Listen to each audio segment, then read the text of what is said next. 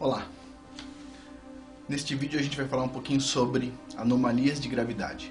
Mas antes, para a gente entender o que a gente observa com a gravidade ou o que a gente pensa da gravidade. A ideia básica é que se eu estou com dois objetos aqui na mão, essas duas canetas, por exemplo, as duas canetas estão sendo atraídas uma pela outra, certo? Então seria como se as duas canetas estivessem uma puxando a outra, ou seja, para elas irem nessa direção. Essa força é muito pequena, a gente não sente, certo? Essa é a ideia. Agora, vamos pensar um pouquinho sobre isso aqui. Se uma caneta, de certa forma, está atraindo a outra, então um primeiro pensamento que a gente pode ter é que existe alguma coisa que liga uma caneta a outra, ou seja, uma mola invisível que liga uma caneta a outra para puxar. Se você está puxando, você tem que ter alguma forma de puxar coisa, certo? Ou seja, se eu estou atraindo o frigobar ou a televisão, tem uma corda entre eu e a televisão e eu estou puxando isso, né? Essa ideia é absurda. Puxar sempre é absurdo em física. Empurrar é muito mais simples de entender. Mas puxar é absurdo, porque implica então um link. Então, com a teoria da relatividade, o pensamento fica um pouco mais claro, embora ainda errado. O pensamento da teoria da relatividade é que esta caneta, a massa desta caneta, está deformando o espaço, assim como a massa desta caneta. Então, quando a massa dessa caneta deforma o espaço, seria como se ela estivesse criando um tipo de um escorregador para essa caneta escorregar na direção desta, certo? Essa é a ideia da deformação do espaço. Bom, no caso aqui as duas canetas estão deformando o espaço, mas muito pouquinho. A ideia é essa, tá? A gente vai ver que essa ideia está errada. Bom, mas antes de prosseguir sobre o porquê essa ideia está errada e a demonstração, na verdade não uma demonstração, mas a apresentação desse conhecimento, um conhecimento bastante interessante. Antes disso, eu quero falar sobre anomalias de gravidade. Afinal de contas, o que a gente observa na superfície da Terra, né? Então, tudo bem, essa caneta está atraindo esta, ok. Só que, o que todo mundo vai dizer, incluindo eu não consigo observar uma caneta atraindo a outra.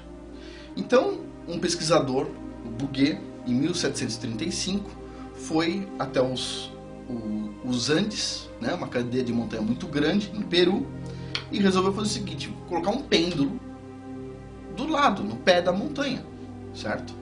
Bom, ele tem a massa da montanha, ele tem a altura, ele tem topografia, tem a densidade da rocha, então ele tem a massa da montanha, então ele tem a massa do pêndulo, e ele saberia então qual que seria a inclinação do pêndulo em direção à montanha. Afinal de contas, aquela montanha enorme vai estar atraindo o pêndulo, não é isso? Então ele coloca o pêndulo do lado da montanha e o pêndulo se movimenta na direção da montanha, inclina-se na direção da montanha, só que menos do que a teoria previa. Puxa, menos. Se o pêndulo está inclinando menos do que a teoria prevê, o que o Bouguer imaginou? A montanha tem menos massa. Só pode ser isso. Olha que ideia. A montanha não está atraindo tanto o pêndulo porque ela tem menos massa. Só que isso é difícil de explicar. Então,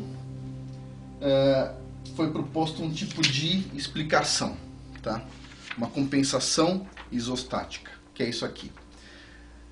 Esta linha representa a superfície da Terra e isto aqui é uma montanha. Vamos imaginar que seja uma montanha, certo? Aqui está as arvorezinhas, as casinhas, aqui é a superfície.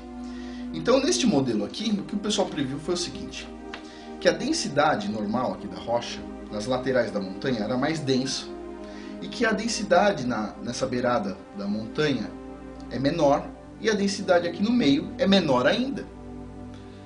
E isso explicaria o porquê a montanha está mais alta aqui e porquê está faltando massa perante o que estava previsto.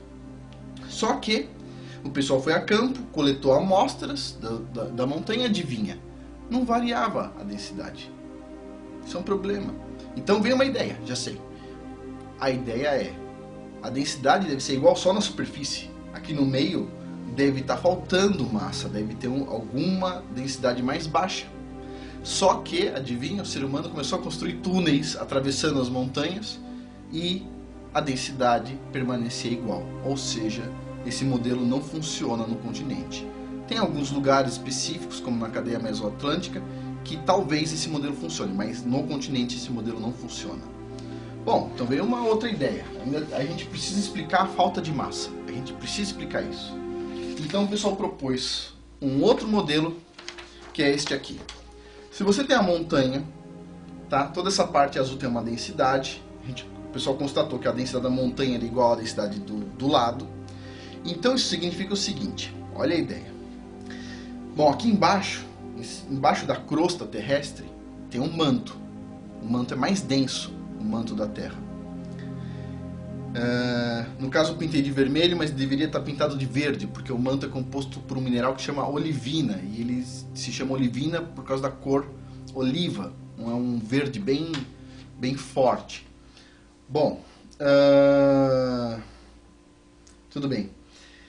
Então, o que o pessoal imaginou foi o seguinte, que a montanha tinha uma raiz para baixo, e essa raiz está ocupando um pedaço onde a densidade deveria ser maior, a densidade do manto devia estar aqui, e essa densidade, como está aqui, essa densidade é menor, é igual a da montanha, e está ocupando esse pedaço do manto, devia ter manto aqui, então isso aqui está gerando a falta de massa. Essa foi a ideia. E vem a pergunta, isso aqui explica a anomalia? Explica as anomalias? Sim, em partes. Não explica 100%. Mas explica já uma boa parte da anomalia.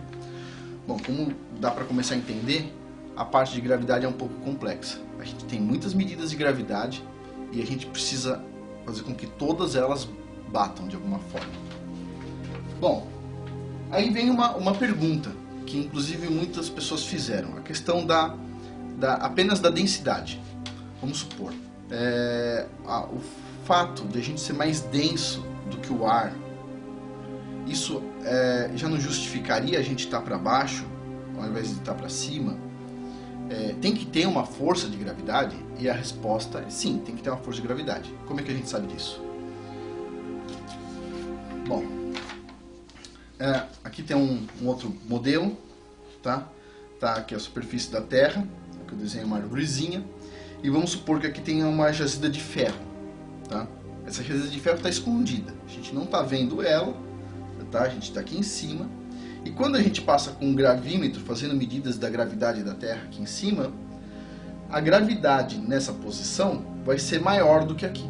Por quê? Porque vai aparecer a massa da jazida de ferro. Então a jazida de ferro vai aparecer nas anomalias de gravidade. É isso que a gente usa em geofísica, por exemplo. Então, apenas a densidade, ela não explica o porquê a gente está no chão. Bom, então o que explica? A curvatura do espaço?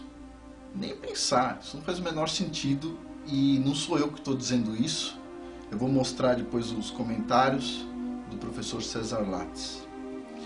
Mas,